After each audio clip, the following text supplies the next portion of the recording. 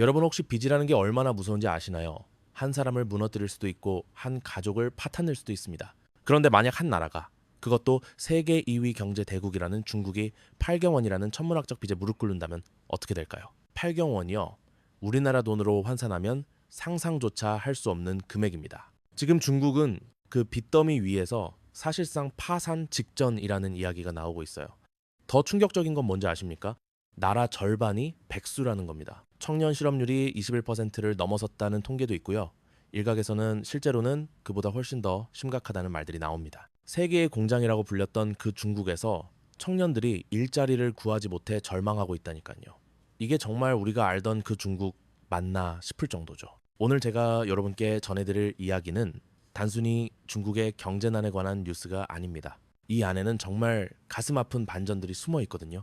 화려했던 과거와 처참한 현재의 대비, 그리고 그 사이에서 희망을 잃어버린 수억 명의 사람들 이야기입니다. 지금 이 순간에도 중국의 지방 정부들은 빚을 갚지 못해 비상이 걸렸습니다. 부동산 거품이 터지면서 헝다그룹 같은 거대 기업들이 줄줄이 무너졌어요.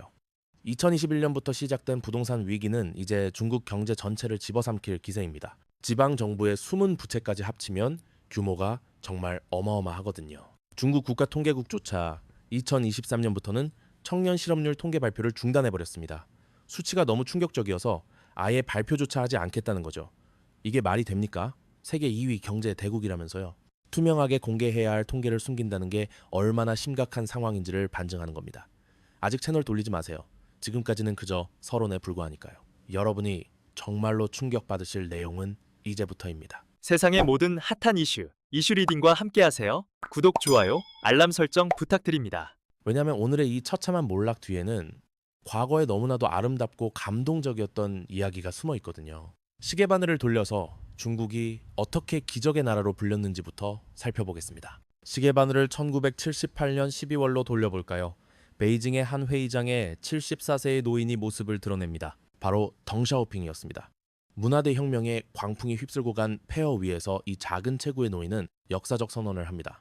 개혁개방이라는 대담한 결단이었죠. 당시 중국의 GDP는 정말 형편없었어요. 국민들은 가난에 찌들어 살았고 먹고 사는 것조차 버거웠습니다. 하지만 덩샤오핑은 흥묘백묘론을 외쳤습니다. 검은 고양이든 흰 고양이든 쥐만 잘 잡으면 된다는 철학이었어요. 이념보다 실용을 택한 거죠. 그의 결단은 놀라운 결과를 낳았습니다. 1980년 선전을 시작으로 경제특구가 만들어졌어요. 작은 어촌 마을이었던 선전은 단 40년 만에 인구 1천만 명이 넘는 첨단 도시로 탈바꿈했습니다. 이게 바로 중국의 기적이라고 불렸던 겁니다. 덩샤오핑은 검소했습니다. 권력을 탐하지 않았고 오직 중국 인민의 삶을 개선하는 데만 집중했어요. 그는 일찍이 선부론을 주창했습니다. 먼저 부유해질 수 있는 사람이 먼저 부유해지고 그들이 나머지를 이끌어야 한다는 논리였죠. 물론 이것이 나중에 불평등의 씨앗이 되었지만 당시로서는 현실적인 해법이었습니다. 개혁개방 이후 40년간 중국의 경제 성장률은 평균 9%를 넘었어요. 믿기 힘들죠? GDP는 무려 155배나 증가했습니다. 1978년 3,645억 위안이었던 GDP가 2018년에는 56조 9천억 위안으로 폭증한 겁니다. 수억 명이 절대 빈곤에서 탈출했고요. 중국은 세계의 공장이 되었습니다. 그 시절 중국은 정말 희망으로 가득 찬 나라였어요. 젊은이들이 도시로 몰려들었고 공장마다 일자리가 넘쳐났습니다. 부모 세대가 평생 벌지 못한 돈을 자식 세대가 몇 년 만에 벌었어요. 아파트를 사고 자동차를 몰고 해외여행을 다니는 게 꿈이 아닌 현실이 되었습니다.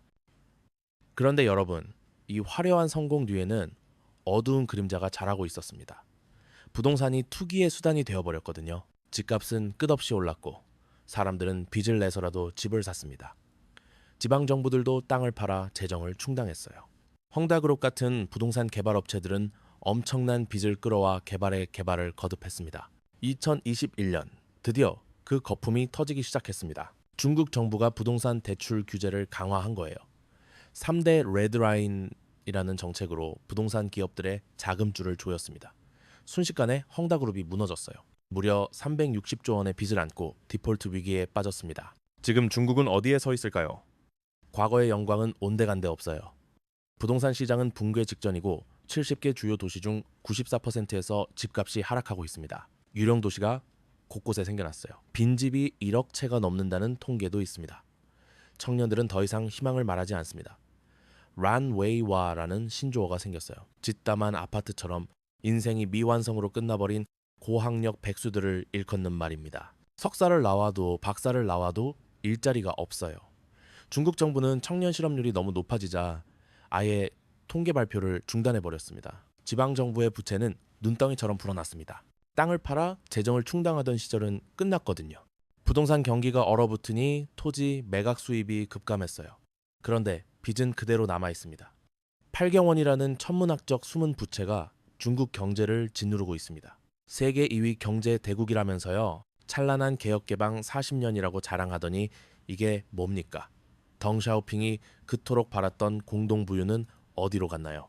지금 중국은 빈부격차가 극심해요. 소수의 부자들만 더 부자가 되었고 서민들은 집 한 채 사기도 힘듭니다. 비교해보세요. 1978년 개혁개방을 선언하며 중국 인민에게 희망을 주었던 그 모습과 2025년 지금 통계조차 숨기며 위기를 감추려는 모습을 과거에는 투명하게 문제를 인정하고 개혁으로 돌파했는데 지금은 문제 자체를 숨기고 있잖아요. 부동산 위기는 단순히 집값 하락만을 의미하지 않습니다. 중국 경제의 4분의 1이 부동산과 연관되어 있거든요. 건설업, 철강업, 시멘트 산업, 가전제품, 인테리어까지 모든 게 연결되어 있어요. 부동산이 무너지면 중국 경제 전체가 흔들립니다. 헝다그룹만의 문제가 아니에요. 비구 이 위안, 중국 오션 같은 대형 부동산 기업들도 똑같은 위기를 겪고 있습니다. 그들이 짓던 아파트 공사가 중단되고 돈을 미리 낸 입주 예정자들은 집도 못 받고 대출 이자만 내고 있어요. 이게 말이 됩니까? 중국 정부는 뒤늦게 부양책을 내놓고 있습니다. 하지만 시장의 신뢰는 이미 무너졌어요. 한번 깨진 믿음을 회복하는 건 정말 어렵거든요. 투자자들은 중국을 떠나고 있고 외국 기업들도 생산 기지를 베트남이나 인도로 옮기고 있습니다. 여러분, 이게 정말 안타까운 이유가 뭔지 아십니까? 중국에는 분명 능력이 있었거든요. 40년 만에 세계 최빈국에서 경제 대국으로 올라선 저력 말이죠. 그런데 그 능력이 지금은 엉뚱한 곳에 쓰이고 있어요. 문제를 해결하는 대신 문제를 숨기는데, 개혁하는 대신 통제를 강화하는데 말입니다. 청년들은 탕핑, 러우핑이라는 말을 합니다. 눕겠다는 거예요. 경쟁에서 내려오겠다는 선언이죠. 이래봤자 집 한 채 살 수 없고 노력해봤자 미래가 보장되지 않는다면 차라리 최소한만 하고 살겠다는 겁니다. 나라의 미래를 짊어질 젊은이들이 이런 생각을 한다는 게 얼마나 슬픈 일입니까? 덩샤오핑은 생전에 이런 말을 했다고 해요. 가난은 사회주의가 아니다. 발전이 곧 진리다. 그는 중국 인민이 배불리 먹고 잘 사는 것을 꿈꿨습니다. 이념보다 실용을, 구호보다 결과를 중시했어요. 그래서 개혁개방이라는 대담한 실험을 시작했고 그것은 놀라운 성공을 거뒀습니다. 하지만 지금은 어떤가요? 정부는 통제를 강화하고 시장의 자유를 억압하고 있습니다. 빅테크 기업들을 규제하고 민간 기업가들을 압박해요. 공동부유라는 명분 아래 성공한 기업들에게 기부를 강요합니다. 이게 정말 덩샤오핑이 꿈꾸던 중국일까요? 물론 아직 법적으로 모든 게 확정된 건 아닙니다. 중국 정부도 나름대로 위기를 돌파하려고 노력하고 있어요. 지방정부 부채 해소 방안을 내놓고 부동산 시장 부양책을 시행하고 있습니다. 일부에서는 최악의 상황은 넘겼다는 분석도 나옵니다. 하지만 여러분, 숫자는 거짓말을 하지 않습니다. 8경원의 빚, 21% 넘는 청년 실업률, 94%의 도시에서 하락하는 집값, 1억 채의 빈집, 이 수치들이 보여주는 현실은 명백해요. 중국은 지금 심각한 위기에 직면해 있습니다. 더 큰 문제는 신뢰의 붕괴입니다. 청년 실업률 통계를 숨기는 정부를 누가 믿을 수 있겠습니까? 부동산 기업들이 파산하는데도 제대로 된 대책을 내놓지 못하는 정부를 말이에요. 한번 잃은 신뢰를 회복하는 건 정말 어려운 일이거든요. 중국의 현 지도부에게 묻고 싶습니다. 지금 당신들이 지키려는 것은 대체 무엇입니까? 덩샤오핑이 목숨 걸고 지켜낸 개혁개방의 정신입니까? 아니면 권력과 통제를 유지하려는 욕망입니까?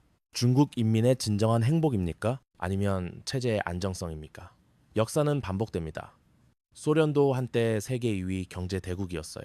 하지만 경직된 체제와 개혁 실패로 붕괴했죠.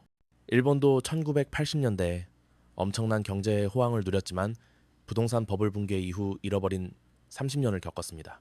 중국도 같은 길을 걸을 건가요? 하지만 저는, 그리고 우리는 아직 미련을 못 버린 것 같습니다. 왜냐하면 40년 만에 8억 명을 빈곤에서 구해낸 그 저력이 완전히 사라지지는 않았을 거라고 믿고 싶거든요. 덩샤오핑이 보여준 개혁의 용기, 실용주의 정신이 언젠가는 다시 살아날 거라고 말이죠. 중국이 진정으로 위대한 나라가 되려면 과거의 성공에 안주하지 말아야 합니다. 문제를 숨기는 대신 투명하게 공개하고 시장의 목소리를 경청하고 진정한 개혁을 단행해야 해요. 청년들에게 다시 희망을 줄 수 있어야 합니다. 몇 년 뒤 우리가 다시 한번 중국을 믿고 응원할 수 있게 되길 바랍니다. 8경원의 빚더미를 넘어서서 나라 절반이 백수라는 오명을 벗어던지고 진정한 공동 부유를 이룬 모습을 볼 수 있기를 말이죠. 오늘 이슈 리딩이 준비한 영상 여러분 생각은 어떠신가요? 중국이 이 위기를 극복할 수 있을까요? 아니면 더 깊은 나락으로 떨어질까요? 댓글로 여러분의 목소리를 들려주세요.